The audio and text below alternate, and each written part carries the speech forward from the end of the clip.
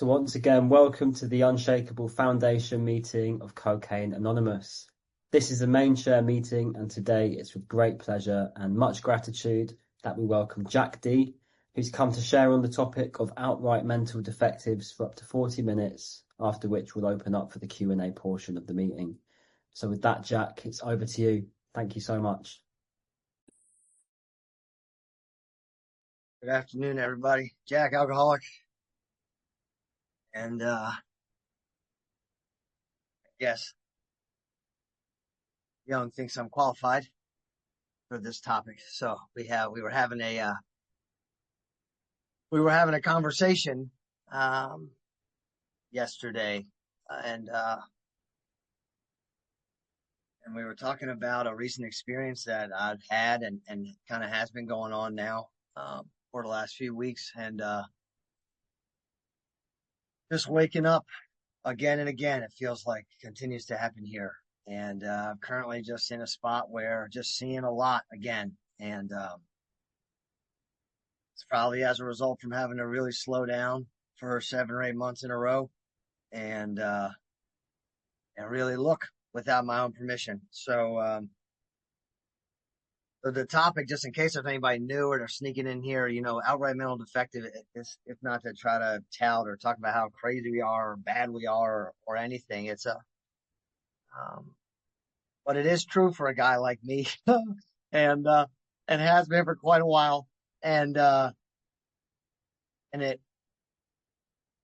when I first arrived to the fellowships of CA, NA, AA, I was very confused about how my life had ended up in a place where I was going to be spending it with you. Simultaneously, there was something deep within me that knew that I was going to be spending my life with you. And also a piece of me that was not mad about that at all. It's a bizarre illness. It's a bizarre affliction. I have a mind that's just constantly trying to outsmart itself and tell it things that it just tried to convince itself wasn't true moments before in the very next moment, So I've always related to this line. The outright mental defective is always something that just like there's a men's retreat over here that me and a couple of close guys started about 5 years ago that we do every year in Maryland that has that name. It's just one of those lines that's in our literature that has always stuck close.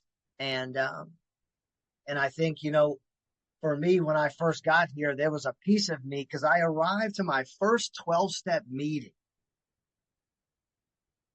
when this was probably 02, which would have made me 15, roughly. And I had no desire to get sober forever. That was the first time I ever went to a 12-step meeting. 4 years later, I end up in one because of DUIs. And then I finally end up going to a treatment center, getting physically separated, going somewhere to really try to walk into a sober life. 2010, excuse me. Full-blown heroin addict, full-blown alcoholic, full-blown whack job. Just gone. 23 years old. My whole life fits into one trash bag and another little duffel bag. But it all really could have fit in the trash bag. Just wasn't carrying a lot of weight those days. I was rather small. Needed 2 bags, probably could have been in one these days. But, we wasn't, strong to say the least. I was sunken in. I was dying, man. I was dying, and one of the things that I will forever be grateful for here is that you people allowed my mom to not have to bury her youngest son when they really thought they were going to.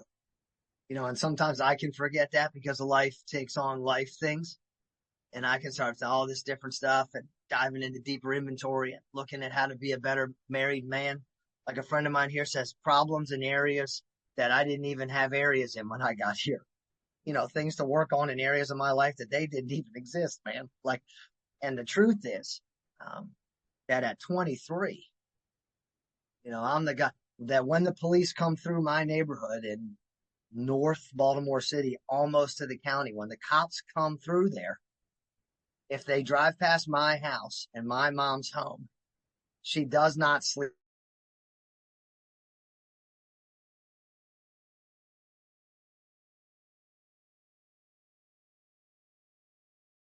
that night. Whether they stop coming to say that he's finally dead, she doesn't sleep for days. Um, I'm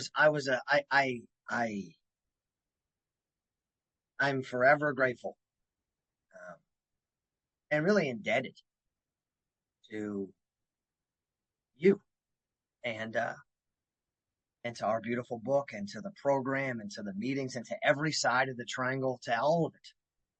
Because I got swallowed up by all of it. But when I got here,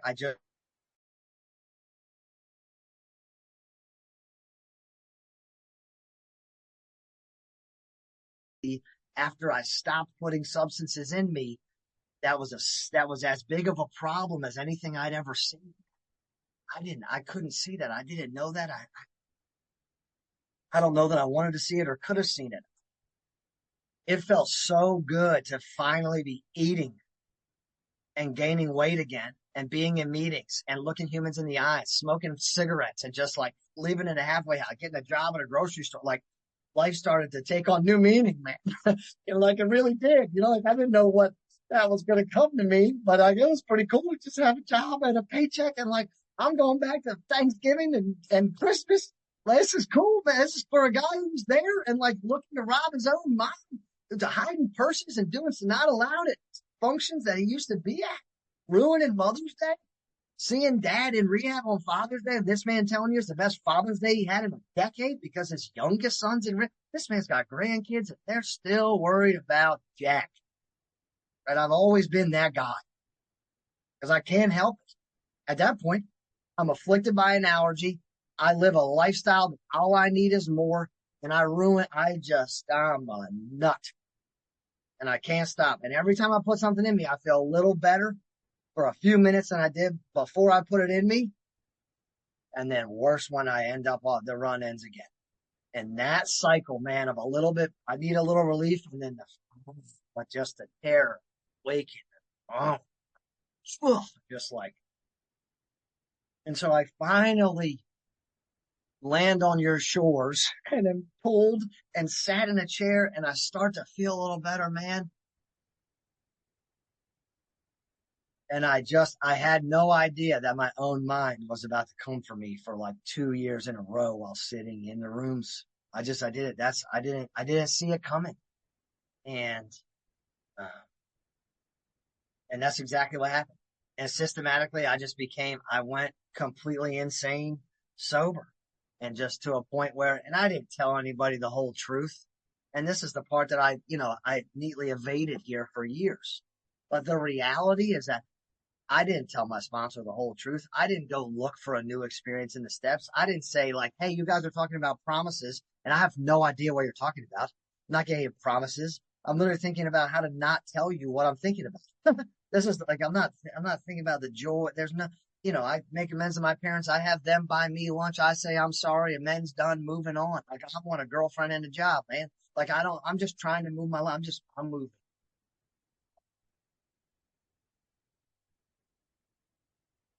I didn't do a lot what was here, and I never saw that there was anything beyond physical abstinence needed here. And eventually, that was 2010. I stayed sober till 2012, and my sobriety date now is August 19th, 2012, from then till now. And I relapsed when I didn't want to in a town where you don't relapse. I was Mr. Young Man AA, a couple years sober. Girlfriend had 3 years. I had 2 years. We had a dog. Like, this is a big deal, and I relapse and I come back in and I go from this nice, mild mannered kid who was so afraid to tell you what was going on to this guy that was just spewing venom. Just like, how you doing? I was just like, and the truth is I was terrified I was so scared of the fact that I actually just went from a sober establishment and a sober meeting and left and went after going to a meeting every day for over 2 years. I went and bought heroin and put it back in my body when I never wanted to do drugs or drink again. And I was very, very scared. I never thought that that would actually happen to me. I don't know why. Clearly, I was not very clear on the reality of what I'm up against. So that experience was terrifying. It was painful, but it was an awakening. And I was at a memorial last night for a young man who my sponsor, he died. And I'm just really, I'm no better nor worse than any of the people that I've buried that I walk with. But I'm fortunate that I didn't die in that relapse. And I came back because I was able to start hearing stuff that I couldn't hear before. Somehow I was smacked enough. I was smacked enough to where I could start hearing someone talk to me about my mind while it was not under the influence of alcohol or drugs or anything, that message had always evaded me. And I'm not surprised. Messages still evade me. If the ego's ready and armed against your message, I will evade your message. We will stand protected, but at that level of brokenness, I was able to hear some people start talking about something that made sense. And they were talking about something they didn't have the power to change, but that they had a process to access power to change it. And something started to click inside of me. Now, again, the reality for me is my story is instead of just doing those things and becoming a principal member of AA, I start yelling about those things and not doing all of them and just screaming about the big book and yelling at people that were literally just trying to help me, that they tried to kill me. And the same thing that drove me out of here wraps around the reason why now I know that I'm here and welcome to the rest of my life. I'm just continuing to see this thing resurfacing in different ways, I guess, but we'll see. Certainly kind of looks that way again right now, but that's all right. And so, I started going through the steps, but to put it very simply, I went through the steps 5 times with 5 different people in 6 years. And I did 1 through 7 and jumped to 12 every single time. That's the reality of my life from 2012 to the fall of 2018. And as a result of that, I ended up in California, committing healthcare fraud under the guise of helping people. I was there to make money and carrying a big book into meetings regularly while there at the Marina Center and other places, legislating at these places where there was good people carrying a message, trying to help people, men that I looked up to, men that I respected, men who I was terrified of what they thought of me, and eventually became terrified to make amends to them. And fortunately, they were willing to talk to me. But I was in places I was near. But again, I got an issue. I have a serious problem, and I'm not sponsored. I never made direct amends. I haven't lived in 10 and 11. So I'm moving 1,000,000 miles an hour. I'm moving as fast as I'm talking right now. And it's just absurd. It's insane. You can't live that way. I mean, I guess some people can. I can't. I end up in prison. Physically, mentally, spiritually, all the way around. I end up in serious trouble. I cause harm. I need a complete psychic change.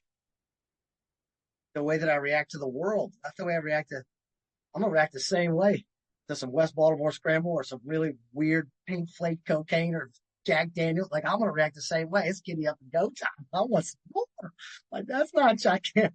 But how do I react differently to and in the world? Oh, let's talk about a tall order, a beautiful order, a wonderful gift, but also something that, it's just my story. It took 6 years after getting here and getting clear on what I was up against to even start looking at everything that I hadn't done. And that was the biggest stuff I hadn't done. Sorry, my language. That was actually scary. Actually having to look people in the eye. Actually having to make amends. Actually having to continue to bring my thought life and my actions in a 10-step to a sponsor and people that are close that are actually going to sponsor me and tell me the truth. Actually having to slow down in the morning, in the evening, and throughout the day and grow a relationship with a power. Having to look at the part of the 12 step that's not telling other people what to do in the big book. These are the things that not my favorite things, the things I avoided for years, and And like I said, it got really weird, and it culminated in getting in some trouble. It culminated in having to walk back through this beautiful process and having to go make a whole bunch of amends to a whole bunch of people and having to look at a whole bunch of stuff I'd never looked at. And just to bring it current to now, like part of that amends process 9 months in was getting arrested by the FBI after having an amends that I made to another man be wiretapped and be the first piece of discovery in the case. Um, I got arrested in June 2019. 5 years later, this past May, I went to sentencing. Um, for that 5 years, uh, the best 5 years of my life. I like to think the next five will be too, right? But um, we were moved back to Maryland. New home group started. Incredible life has happened here. Married, engaged, back in mom and dad's life. Bunch of people to work with. Like an incredible life has been given as a result of the FBI intervening and removing me from that. Also, through an amends that I made just a few weekends ago, I came to learn that that whole crew that I was with did end up a few years later deciding to try some outside things the night after a big book study. Because I always used to wonder, like, how do you go that fast and not end up getting high or getting drunk again? You know? And I thought about it. This was 2019. I left there 2018. 3 weeks ago. So we're in July of 2025. I'm sitting with a man in a cafe at DuPont Circle, Washington, D.C. And he's talking to me about something that happened in maybe 21 or 22 years later. But I got to zoom out and see the moment where my actions and moving, where a conversation entered a group of people that I was with. And that moment in time may have been the moment where I really did end up physically unsober. I can't swear on it, but anyway, I just hope, man, I can't believe I ended up with you guys. I just can't, I'm so fortunate. I am so fortunate because I have tried so hard. And that's, I guess, part of what I have tried so hard to not do what I need to do to stay here. And you all I'm still with you. Like that is the evidence of a loving power that grabbed me.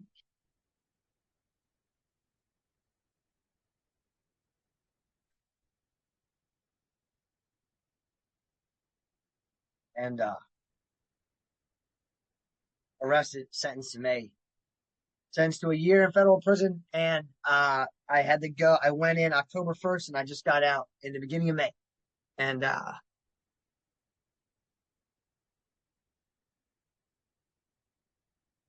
there was no AA in there. There's no meetings in there. Uh, Tried to get something started a couple different times, and found some people to talk to here and there. But I mean, it wasn't what I thought it was going to be. Shocking. And turned into a lot of time with God. Turned into somehow my sponsor was right again. I don't know if that pissed y'all off eventually. It's just like, yo, hey, you be right about prison too, dog. Come on, man. Like, so, Jack, I remember us getting lunch from him. He said, Jack, I really think that maybe like this is gonna be one of the greatest benefits of this might be like the forcing of you to slow down. This ability for you to get a base. And I just like, it didn't even cross my mind. I was so scared. I was trying to listen to what he was saying. But I was scared going in there. What's this going to look like? Who am I going to meet? I'm 2.5 hours from where I grew up in Baltimore. Like I know a lot of the people that are going to be there. I know so much before I get there somehow to a system I've never been in. And what did happen was there was a slowing down and an observing of the mind and of some real crazy stuff going on that I didn't see coming. There was a couple relationships formed that they weren't about, hey, I'm going to sponsor you. They're about, hey, we live in a 4-person cube full of cement and we're going to read spiritual literature in the morning together before you go to work and I go work out. And we're going to both access the power of God together. And then we're going to talk about whatever. I'm just going to get to learn about your family. You had to see your brother murdered in front of you. And I'm going to have to learn about your mom. And like, we're going to stay, I didn't see it come. I think I know so much. I'm just still so defective, man. I really am. Like but I'm just so grateful that people like you my life continued to help me see that it's one of the greatest things being wrong. It's going fine. It's going very well, actually. It really is. Like it's fine to just be more willing to bring it to the table and just be totally wrong again. And but man, did I miss you guys. Oh, my home group, man, and going to a diner and sitting knee to knee with somebody so I didn't have to think about myself. Yes, of course I missed that.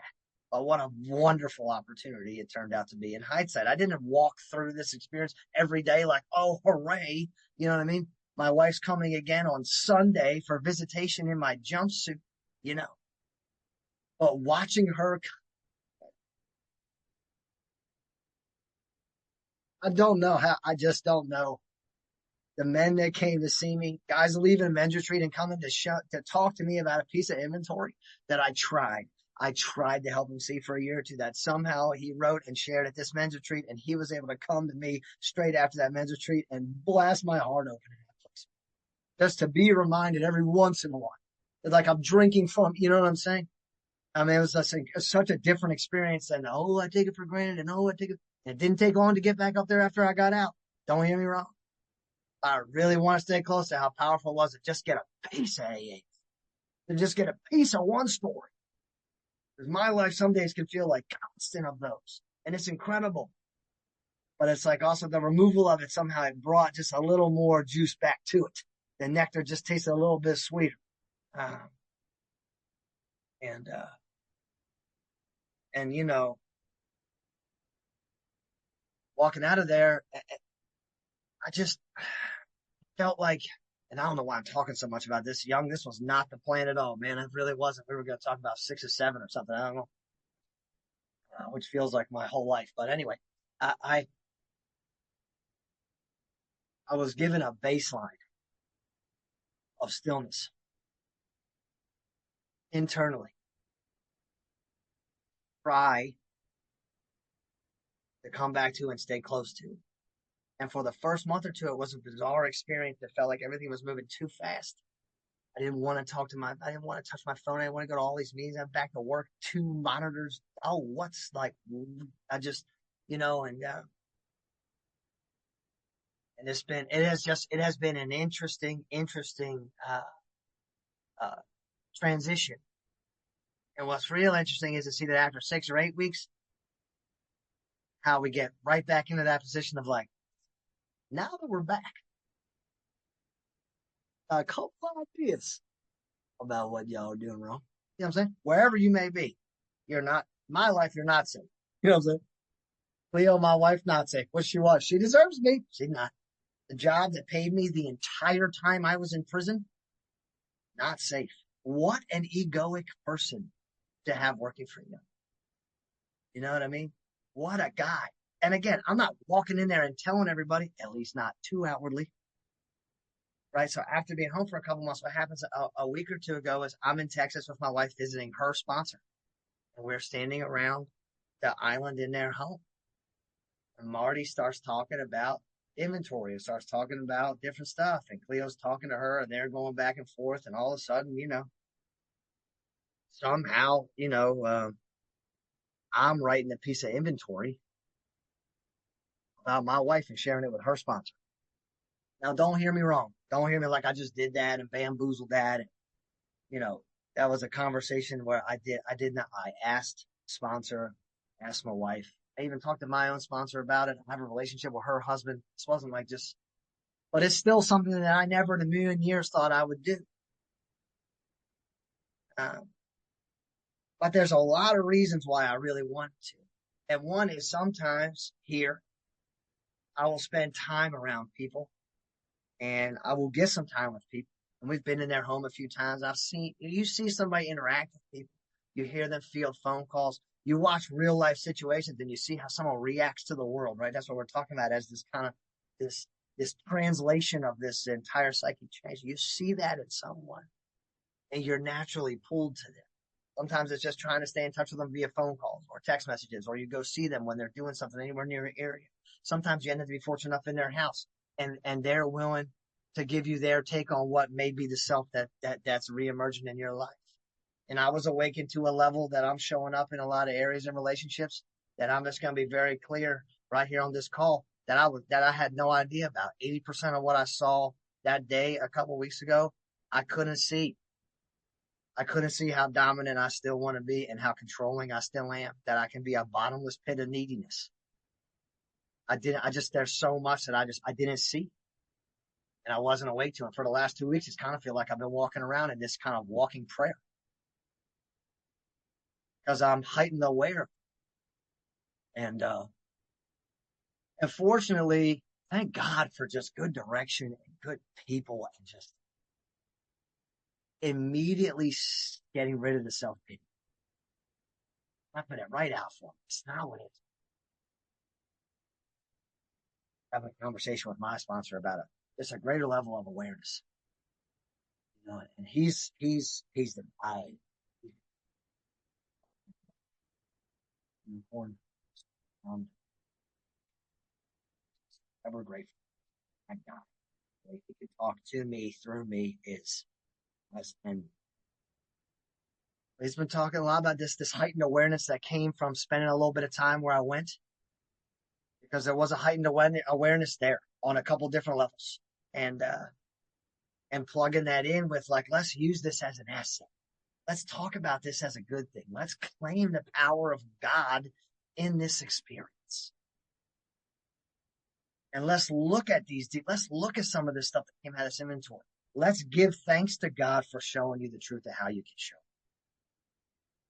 Let's talk about the spiritual law of substitution as well. Let's look at some of that for sure, but let's also just thank God for a greater awareness. You know, like let's really see, what does that look like? And for me, at first, it looks like I don't want to. It looks like I'm the kid in the sandbox. It looks like just last night again, just becoming this ball of emotional immaturity. I mean, it's like, you know, I love this woman so much, man. And it doesn't matter in the moment. If it's the wrong place, wrong time, I don't get my way, I'm taking my toys and like, that's just how I am. You know, I'm just this child, man. Like, and it's just, you know, I just had no idea 3 weeks ago that you know, that some of this stuff was still on the table to the extent that it was. And it was really interesting having a conversation with my partner about it. Yeah. Because I don't know if anyone here has ever had a conversation like this. I was at least smart enough to not go in like thinking that it was going to be a big surprise to her, you know, because it was not. She was just super grateful that I took the time to look at it and put it on the table. And I'm grateful to be in a partnership that, like, you know, we both know where the power for success is coming in our home. There's no doubt. We're clear that there's one who has all the power. But we're also clear that we got to try. And we got to be bringing something, and we got to be working. Like I said, I got here, man. I just wanted to figure out a way to never do what I just done again. That's what happened to me in 2012. I just wanted to figure out, I don't care. If I had just had to yell about the big book for the rest of my life so that my mom could sleep and I could actually pay some bills and, you know, I could show up for Christmas and stuff, and I was just going to have to yell about the book and never get fully free, but like at least that would do that and make me not ever do that again, I'd have done it. If I had to go to 14 meetings in a week, like I'd have done it. I'd never wanted to do that to myself and the people. I didn't want to be that guy that couldn't stay here anymore. I had no idea that you guys were about to actually introduce me into a way of life, which I still have very little idea about. I'm very clear. I continue to experience for sure, which is really incredible that like there's any willingness even left in a guy who just can think so highly of his own thing. And I'm still willing to call people who I know. I don't care. I'll still call Sponsor Man when I know what Big Man's going to say. He might say it differently one way than another day. I'm disturbed. These people aren't doing it right. I'm clear. It's not their fault, man. It's just not. It really, very rarely is it ever. But how do we stay on the path, and how do we continue to try to just get a little better day by day? I don't know. It's been a wild, it's been a pretty interesting experience the last year, and these last few months seem to have just kind of it's like the result of current life experiences have bubbled up some stuff that I didn't know that I was going to be looking at, and being given some different direction to look at, the removal of that, the substitution of things, in a spiritual sense, using God's power, not working on self-will stuff, like just different angles that I just knew, again, from the same guys been sponsoring me again since the fall of 2018, going on 7 years, just pulling magic tricks out of the hat. You know what I mean? Like something that I've never heard him talk about, like, and for me, I'm really grateful about that, because that's a new experience that he's having, being sponsored by someone too, which has come to be more important to me. I don't know if that's right or wrong. And like, I'm glad I'm not in the business of that. I'm just grateful that my sponsor's still sponsored enough to be having new experiences with his sponsor, even though he's over 30 years sober and rocking and rolling. I just think that's really cool. And I want to be like him when I grow up. You know what I mean? I don't want to be him when I grow up. Me and him are very clear on that. For the most part, most of the time, most days, I don't want to be anybody else ever. Really. I can think about money. I can go through bouts, but like, you guys showed me a path to a power that has given me an experience. I don't want anyone else. I can want other people to have one, but I think I can live this fine. Like this type of thing can happen within me, obviously, but I don't, I feel like some real freedom has really started to enter my life in the last, 3, 4, 5, 6 years as a result of continuing to stay on a path and really take actions. And like, it started with this real massive amount of fear of just having to show up and get eye to eye with people, and really just have the amends process just smack me into a state of being that I didn't know was around. And I don't know if I say I want more of it. I guess that's one way to put it. It's like more like, my prayer is to remain willing to take actions to deepen my conscious awareness of the presence of God, because I know God's everywhere. God, no doubt of it. There's only one thing around here that's getting in between me and God, and it's talking to you right now.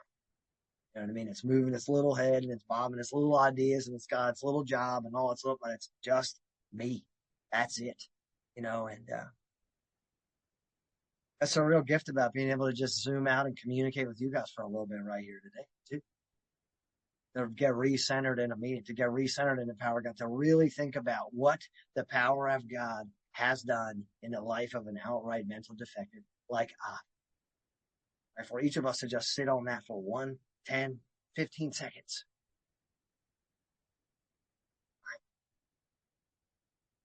I brought you nothing. Seriously. Really more detriment to others, and unfortunately, you turned an outright mental defective into someone that actually could, react sanely and normally around substances. And hopefully it's going to get better and better at doing that in relationships, and looking at inventory and looking at continuing to go into 6 and 7 and trying to continue to bring things to the table, to know that they need to be removed as a tool and a gift in a process that's incredible, not as some life sentence in staring at myself and always thinking about me, which is what I thought I was going to be for a long time. I didn't realize that there was a way to move through some of these processes, even themselves, with a freedom, so that they can be much more of a gift and a path and really be God-centered. Very, very, this is wonderful news, especially if, I can be the guy that thinks I got somewhere here. Well, I'm working with this many people, and I've done this, and I've done, and it's always action-based or activity. You know what I'm saying? It's just where the mind goes. If we're talking about an experience and a relationship with a limitless power, I don't know where I think I'm getting to. If the space is infinite, How far within it can I move? I don't know where I'm trying, but I just gotta swim and paddle and just I gotta go, guys, and we all gotta clap for each other when we get somewhere. Like it's just and life's really cool like that too. But where am I really trying to get?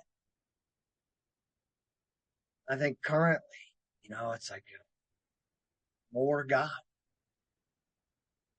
or just conscious awareness. Slow down. It's simple stuff. But it's not done. This isn't a I guess self will, right? It's an interesting, I can't just do that. Maybe there are people that can. Like, you just slow down. Doesn't hurt it. You just slow down. It's like, I know, dude. I need to not drink too and not ruin people's lives and remember stuff. I know, man, but I need to do. I don't have the power to do it. It's a serious problem. It can make you feel a little bit nutty sometimes. You know what I mean? Especially even when like you're miserable. I made amends with all these ladies and ended up as a married man. And why are you flipping out in your house then, dude? What's the issue, bro? What's going on? Why are you so mad that your wife just told you not to talk to her about what's on her phone when she's put her phone down for the night? But you're just too selfish and move so fast that you just pick it up, look at something, and repeat it. What are you doing? Help me, Father. Please. And then what? Then what do we do? Do we just move on? That'd be great. Come on, folks. I wish that yeah, real quick, clean it up, boom, won't do it again. I'll try to keep getting better.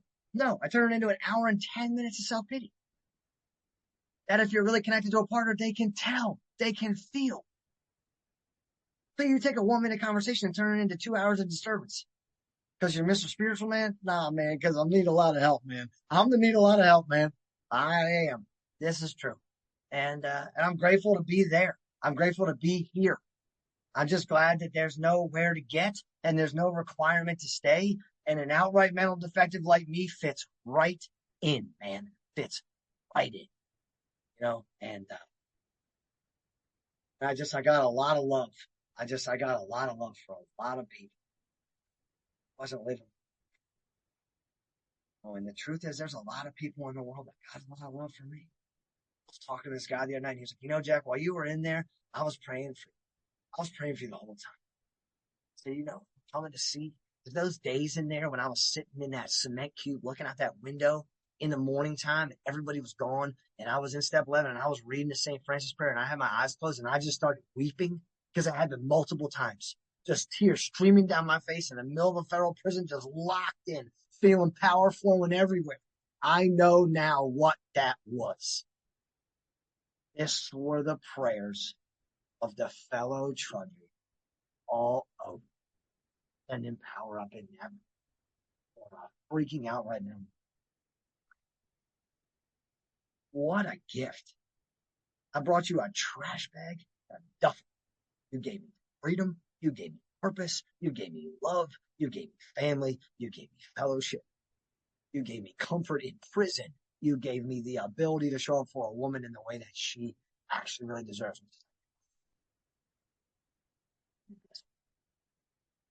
My mom finally gets a son back. Father gets a bike and that's what a deal. There's more work to be done, and that's all good. All good news. Wonderful to get to share some of that good news and to just be present with you folks in this moment. Here today, I feel really, really fortunate. It's really good to be with you. I'm going to be quiet now because that's what I should do. Thank you very much. I think. We have Danny. Would you like to come in? Yeah, thanks very much, Isaac. My name's Danny. I'm an addict. And Jack, thanks so much for your share. Wow, what a story! What a story! I really enjoyed it. My question for you, Jack, is it's a two-part question. Are you grateful? I know you said you were grateful for the FBI separating you from that chaos that you're in, but are you grateful now for the stint in prison? And if so, what lessons and gifts did you receive from that time? Thank you.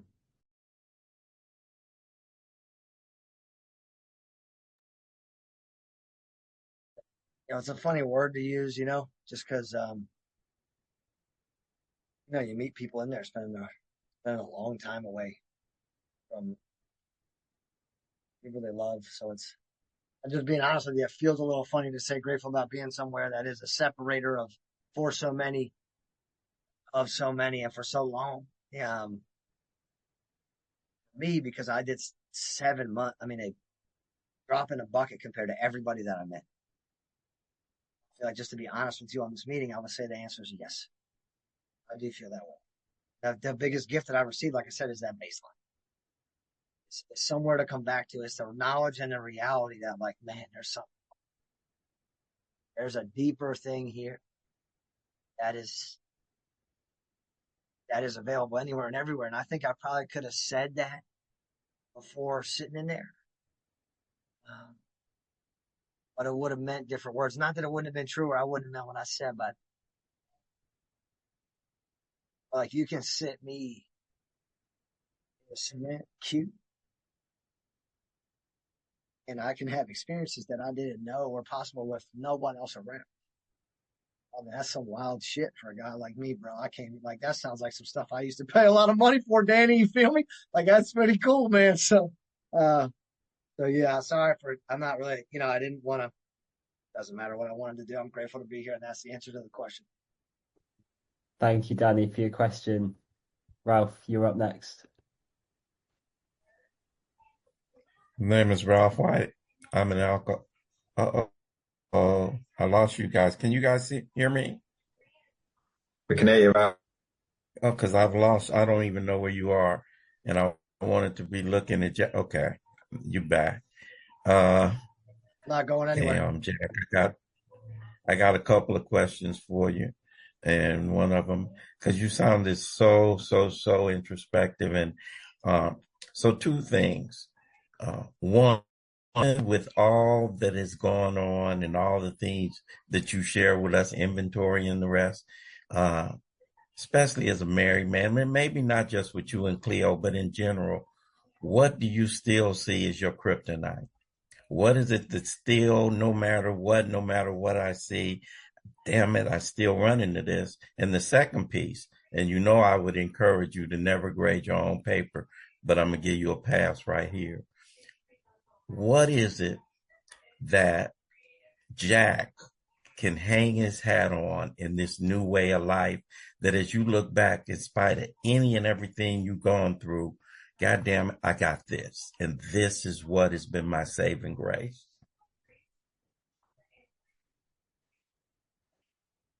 And I'm glad to see you, bro. Man, it's great to see you, man. That's what I was just about to say, but I also want to say somebody better be paying you for these questions, man. What's going on? I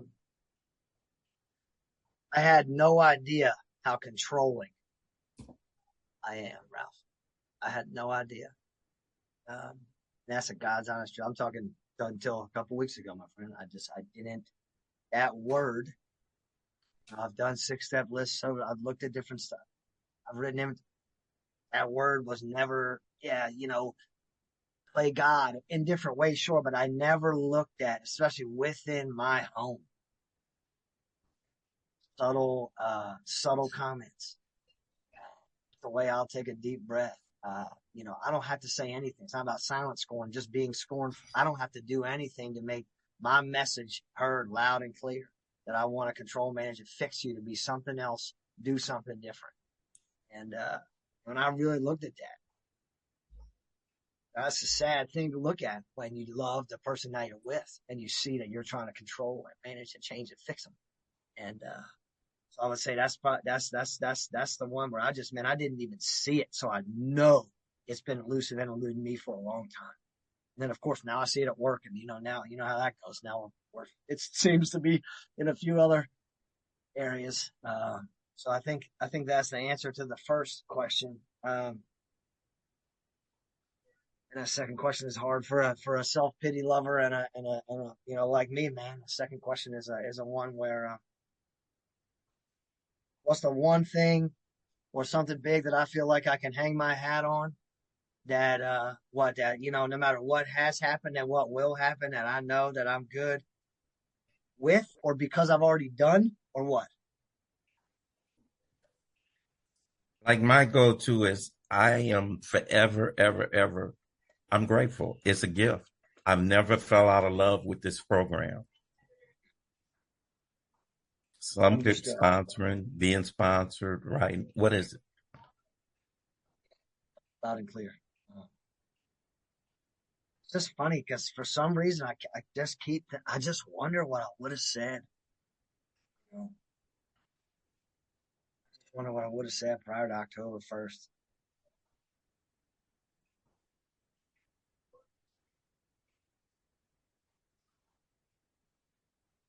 Oh, Ralph, I just like there's something, man. Something so powerful. Step 11 that has occurred recently, man, that I just, again, similar to the control coming out on the flip side, on the other side, that I had no idea Hmm. consciousness of that belief. And that I just didn't, it wasn't there. And something new has grabbed a hold there, man, and it does not feel like it could ever be touched. I say it's so good to see you, man. Thank you, Ralph, for your question, and thank you as well, Jack. Young, you're up next. Thank you, Isaac. Hi, everyone. My name's Jan, recovered addict. Jack, so good to see you, man. Really, really good. I think you shared on here I think it was a month before you went away. And I remember listening to you and feeling your emotion and almost, I felt fear. I was trying to imagine myself in that place and I can't. And something Donna says to me, if everything was stripped away from you, would you be okay with just you and God? And I don't know because it hasn't happened to me, but I've got a question somewhere, Jack.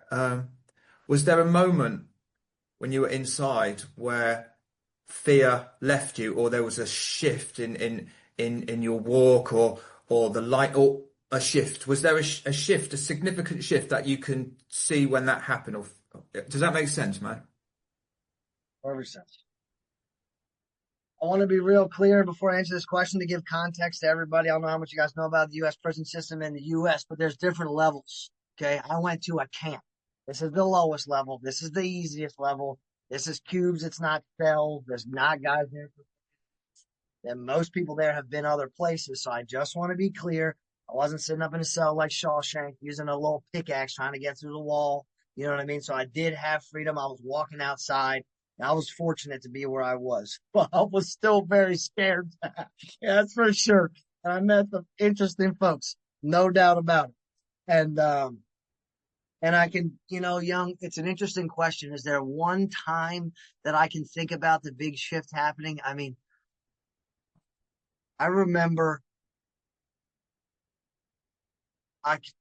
when I went in, I had that. So the place where I went, there's a medium facility which houses, some pretty intense stuff. And there's a camp at the top of the hill, and you got to check in through the medium security facility. So I wasn't able to they only let me bring one thing in through the gate. And I didn't know that they were going to let me bring anything in through the gate, but I was able to bring in just a little pocket 12 and 12. So very fortunate. That CO was being nice that day. And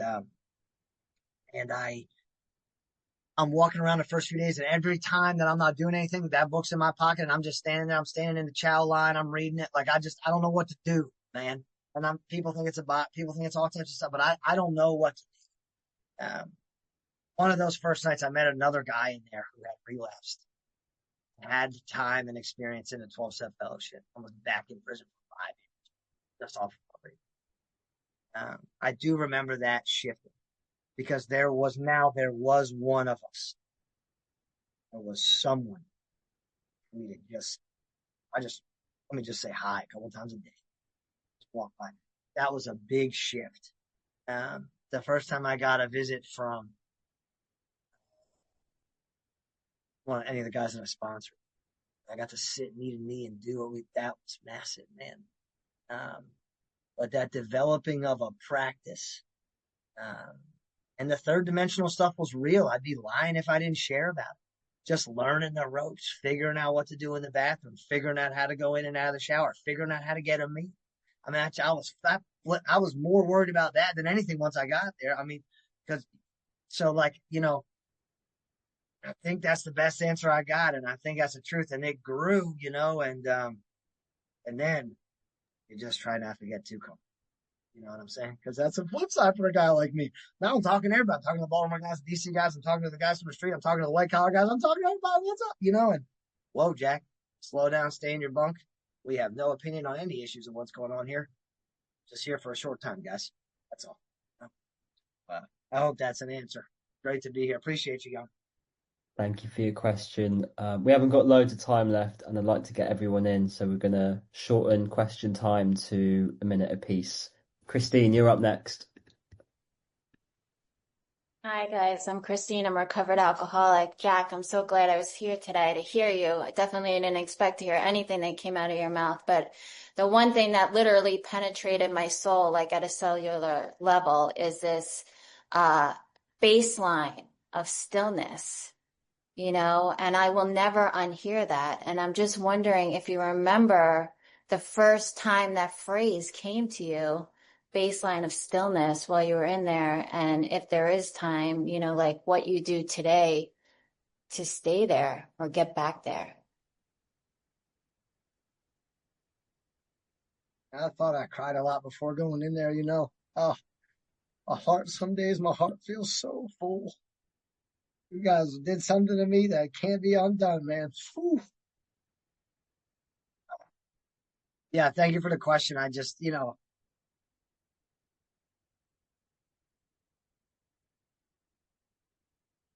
I gotta stay. It's interesting that what I've learned since coming out, I might answer your question backwards. I'm gonna try and get to the first part. I'm definitely gonna answer the second part. I didn't realize how important step 10 was gonna be once I got out again, because I was something I really couldn't really do that much in there. I mean, I did. It was just way different. I'm sending messages on a desktop computer, waiting a week or two to get back. I only get a certain amount of phone calls a week. Most of them go to my wife. I call my sponsor sometimes, sure, but I just left the wife at home. You know, so like there was a difference. So, but step 10 now is a big piece of that. Because I don't get to just walk around my life disturbed. Adequate time. And I'll give you another, you know, like there's Sundays from Saturday night when we go to bed to Monday morning when we wake up, the phones are off. There's no cell phones in our life. And we try to walk places on that day. Like there's real like third dimensional stuff that I try and do and that we try and do to stay quieter internally, because we just see how quickly we're driven to not be. And I just remember somehow this intuitive thing happened in there, looking over the 11-step prayer, and I sent out a message to a bunch of people on the core links, the software in there, asking them if they'll review a line with me like 1 week at a time. And we just did one line 1 week at a time and started really focusing on that. And I would just sit there and recite this prayer and try to mean it, and try to mean it for everybody that was in there, and try to mean it for everybody that was coming in there, and try to mean it for everybody that was leaving there. And somehow something started gift. And getting out is when I really woke up to how slow I was and how fast I had been. Thank you, Christine, for your question. Janie, you're up next. Namaste. Thanks, Isaac. Thanks for its done service. My name's Janie. I'm a grateful recovered addict. Wow, thank you. Gratitude. It's amazing to be able to thank God for your mistakes, to take you into something better. What come through to me, Jack, and thank you so much for your really powerful share, was I've been in pain in my recovery. If you had someone who was sat in front of you and they didn't know it and they were in their last 30 days, and you could say something to them that could basically give them the faith back and take them out of that pain, what's the best bit of advice or just something from your heart that you could say to them that would bring them back into the light and give them hope? We want you here. We need you here. We love you. And the truth is, there's probably some stuff you haven't done just like me that I haven't done. And I'd really like to just talk about a couple of those things and start slow, one action at a time, because everybody's dying and we need more people helping people not die. Others deserve to not bury their children. Fathers the same way. You can help. Let's go together. As broken and as flawed as you've ever been, walking together. Thank you, Janie, for your question. And last, with the answers, Young. I hope Yeah, Isaac, I hope I'm doing all right, man. We're trying. Doing great, Jack. Thank you. Last but not least, we have Angela. Would you like to come in with your question? Thank you, Isaac, and thank you for a beautiful meeting. And thank you, Jack. I absolutely loved every word you said tonight. My question is, when we come into the fellowship, we always tell people, listen for the similarities and not the differences. So if somebody sat there and they've got a similar experience going on in their lives, what would you say to them? If they're kind of waiting to go to prison or something like that, if they've got this coming up, what would you say to these people? I'd love to talk to you. I mean, that's the truth. But I mean, but the reality, say a prayer and keep doing everything. Keep pointing your life in towards AA as much as you can until the day you go in.